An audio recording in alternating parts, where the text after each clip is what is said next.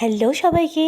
তো আজকে মায়ের কাছে আবদার করেছিলাম যাতে মা ধনেপাতা দিয়ে চিকেন বানিয়ে দেয়। তো আজকে চিকেন আনতে গেছিলাম, আসার সময় ধনেপাতা কিনে নিয়ে এসেছি। কিন্তু কী আর হবে, মা নাকি বলেছিল ধনেপাতাটা আলাদা বাটতে, কিন্তু আমি ভুল করে ধনেপাতাটাকে রসুন আর আদা কাঁচা লঙ্কার সাথে বেটে ফেলেছি।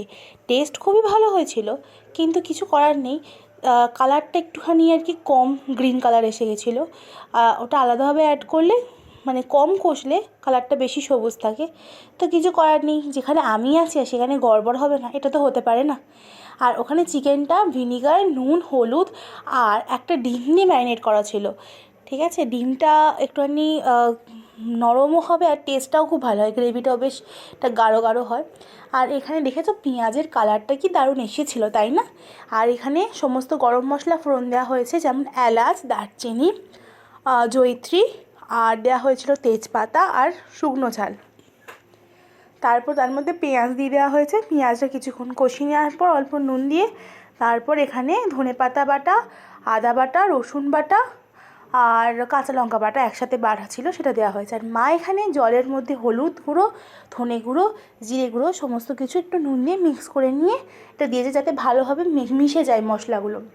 তো তোমরা যখন করবে তখন আদা রসুন বাটাটা আলাদা করে বেটে নিয়ে মশলার সাথে কষাবে, আর পরে বা কিছুক্ষণ পরে তোমরা ধনেপাতা বাটাটা অ্যাড করবে।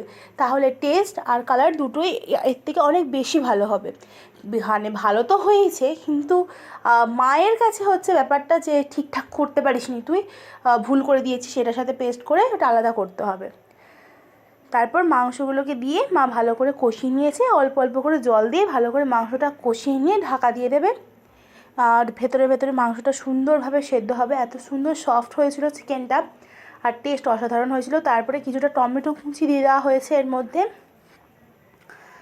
দিয়ে মা ভালো করে কষিয়ে ঢাকা দিয়ে দিয়েছিল। তো মানে এই গরমের মধ্যে এই চিকেনটা খেতে হেভি ভালো লাগে, বেশ একটু টক টক আর ঝাল ঝাল হয়। তো তোমাদের ইচ্ছে মতো তোমরা ঝালটা আর টকটা অ্যাডজাস্ট করে নেবে। এখানে আলু ভেজে রেখেছিল মা, সেই আলুগুলো কিন্তু সেদ্ধ করেই ভাজা ছিল, তাই এখানে সেদ্ধ হতে বেশি সময় লাগবে না।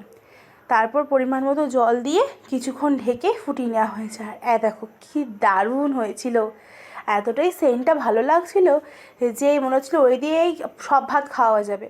কিন্তু এখানে আলু করলা ভাতে করা মা মেখেছিল কাঁচা লঙ্কা দিয়ে, আর তার সাথে গরম গরম ধনেপাতা চিকেন আর লেবু।